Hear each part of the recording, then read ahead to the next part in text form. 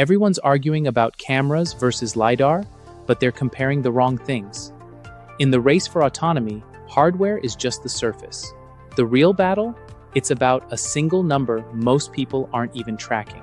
We're diving into the data flywheel velocity, the actual moat that separates the winners from the also-rans. We'll break down Tesla's hidden edge and why Waymo's LiDAR isn't what you think it is. I'll show you the one metric that will predict the winner in 18 months, interventions per million miles in unsupervised domains. And I'll give you a market prediction based on technical reality, not hype. Let's get into what actually matters. You are sitting in the back seat, staring at an empty steering wheel as a 2-ton vehicle navigates this intersection entirely on its own. There is no safety driver. If the software makes a mistake, you crash. We are living in a strange moment for autonomous vehicles. On one hand, you can hail a completely empty Waymo robotaxi today in cities like Phoenix and San Francisco. On the other, millions of Tesla owners are testing software that navigates complex urban routes, yet true Level 5 autonomy appears perpetually a year away. Trying to figure out who is actually winning has turned into a tribal debate. The conversation gets bogged down in arguments over which hardware sensors are better, cameras versus LiDAR, and endless social media arguments over cherry-picked clips. But relying on a few flawless YouTube test drives or reading static California DMV disengagement reports gives us an incomplete picture. A conservative system might log thousands of disengagements and still be safer than a reckless one that logs none. We know traditional metrics are broken because the industry has consistently missed its own deadlines. This 2014 forecast shows how aggressively traditional automakers predicted commercial launches by 2020. Almost all of them failed to deliver. Evaluating these companies by the physical hardware they mount on their cars today misses the underlying engine. To see who will actually own the future of transportation, we have to measure the rate of learning. In modern deep learning, the true competitive moat is data flywheel velocity. This is the continuous loop of deploying a model, collecting rare data, training the network, and shipping a software update. The first step is capturing the extreme anomalies of real-world driving. You cannot explicitly program an AI to handle a mattress falling off a truck or a pedestrian in a dinosaur suit. The system has to encounter these rare, life-or-death edge cases in the physical world to learn from them. But vacuuming up data is useless if you can't process it. The real bottleneck is having the petabyte-scale pipelines and raw compute power to automatically label, curate, and train neural networks on millions of these specific moments without drowning in noise. The math behind this is brutal. Human drivers experience a fatal crash roughly once every 83 million miles. To statistically prove that an autonomous vehicle is just 20% safer than a human, a company needs to collect and validate against roughly 10 to 11 billion miles of driving data. Hardware components like high-resolution cameras and LiDAR units get cheaper and more accessible every year. Any automaker can buy them. What they cannot buy is the accumulated history of billions of miles of edge cases. Success depends on infrastructure, specifically the ability to transform raw, chaotic data into a deployable software update faster than the competition. This brings us to Tesla. Their primary structural advantage relies entirely on scale.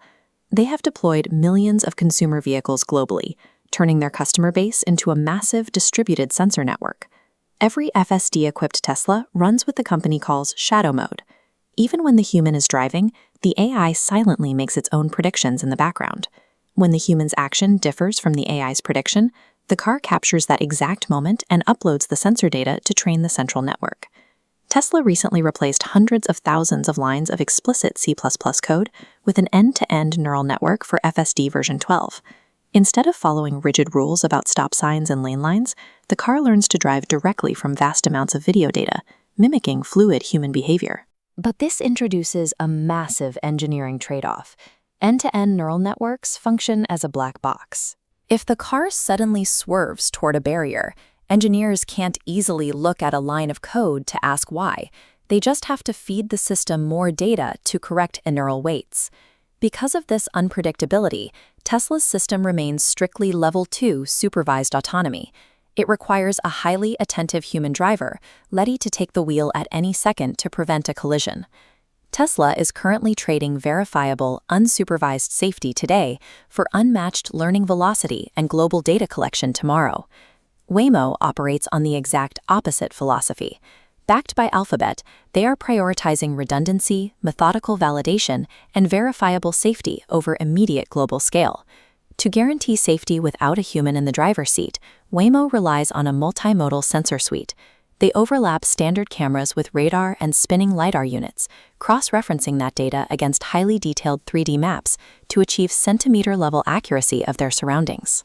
Waymo validates these systems by testing billions of simulated miles in virtual environments.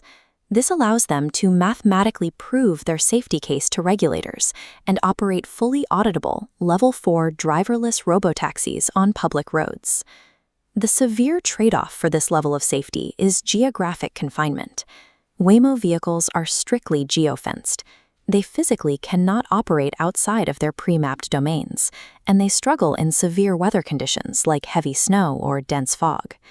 Waymo proves that driverless cars work right now, but they have traded rapid expansion for the legal reality of Level 4 safety, operating within highly constrained, capital-intensive borders.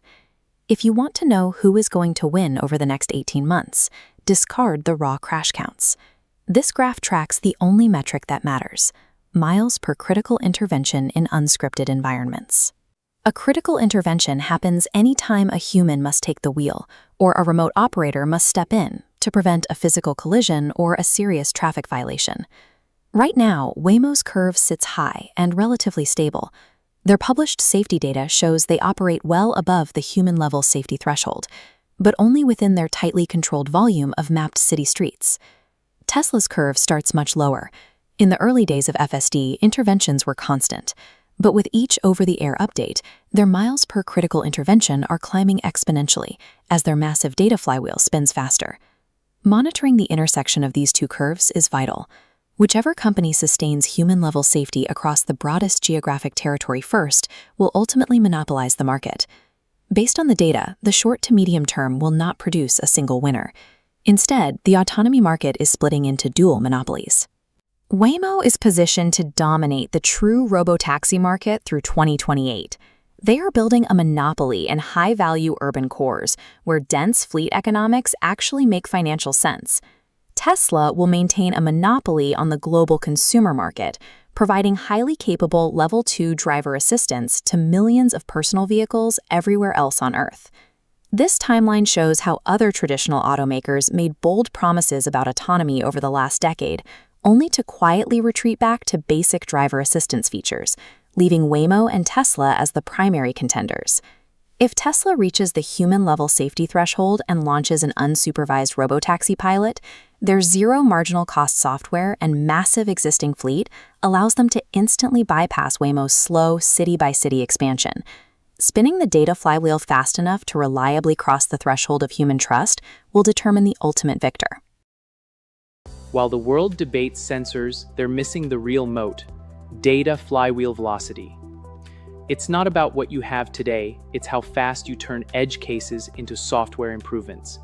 That's the engine that wins. Tesla has the scale, but Waymo has the precision. But don't look at the hardware, look at the data pipelines. The winner is the one who can generalize their intelligence across the most diverse environments. Keep your eyes on the cost per mile of remote intervention over the next 18 months. That is the true inflection point where a geofenced service scales into a global utility. 2026 is the inflection year where physical AI scaling laws become undeniable. If this helped you see the signal over the hype, hit like and subscribe for more techno reality. See you in the next breakdown.